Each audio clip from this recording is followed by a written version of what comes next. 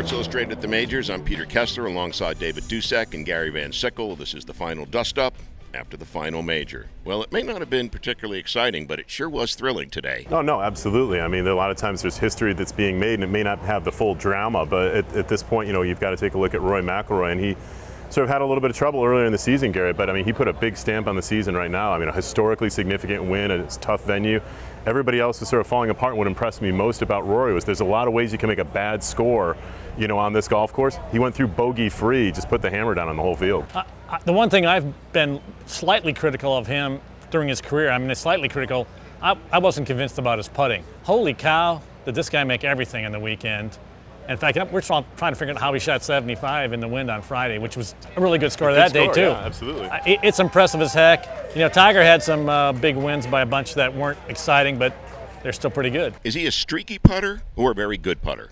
Well, I think it's these two courses he's won on, they're soft, they're not super fast, it's not windy. I mean, I think that's what he still has to prove, is that he can win on, say, a course like Augusta or a links course where it's firm, it's bouncy, and the wind's howling. He's going through the air, basically, with those irons, yeah. And then I think he gets streaky and he gets confidence. And like any good player out here on the PGA Tour, when he feels like he's going to make a lot of putts, he will make a lot. And Rory made a bunch on Thursday.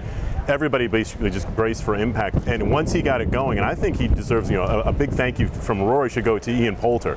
Because Rory starts out with a couple shots in hand. It's easy to sort of put it on cruise control and maybe get a little bit lackadaisical with it.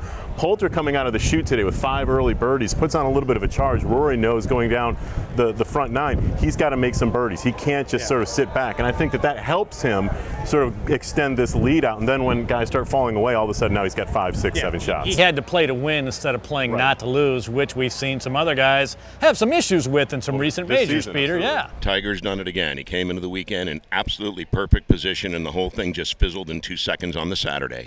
He talked to Costas. I realize it's immediately after the telecast is over. The first thing he says is I was too relaxed. Didn't have the intensity. I've never heard a more lame excuse come out of I mean, what does that even mean? Was that an experiment you tried and it didn't work, or were you not ready to play somehow?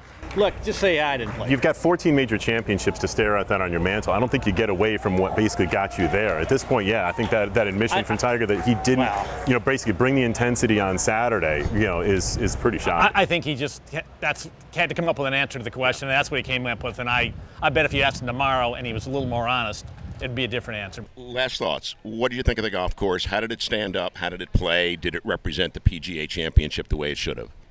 Well, I think that, I mean, not to jump in there, yeah, but I will. He knows what I'm going to say. I know what you're going to say. A couple of things. I think number one, I think that it's a fantastic course. If you're going to come here as a resort guest, you'd have a great time. It's beautiful. Logistically, it's a big, sprawling place. It's tough for spectators here, I think, because you've got so much flat terrain.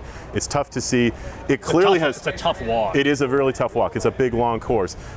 There's no shade. All those kind of things aside, clearly it's got teeth and it can show. I mean, 78 as an average score when the wind is really howling. It's got a lot of things that can challenge the best players in the world, Peter, but it's not going to rank as my highest one. I think it represented the tournament well. They got obviously they lucked out a little bit with a great winner, but I think there's a lot of challenges, especially logistically, to holding the event here. I'm not sure that they'll be back. I don't get the course. It's a links course where it's built in a place where it's windy all but 6 days a year.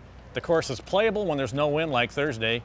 It's unplayable when it's windy. Just start over. Just dynamite and bulldozers and start over.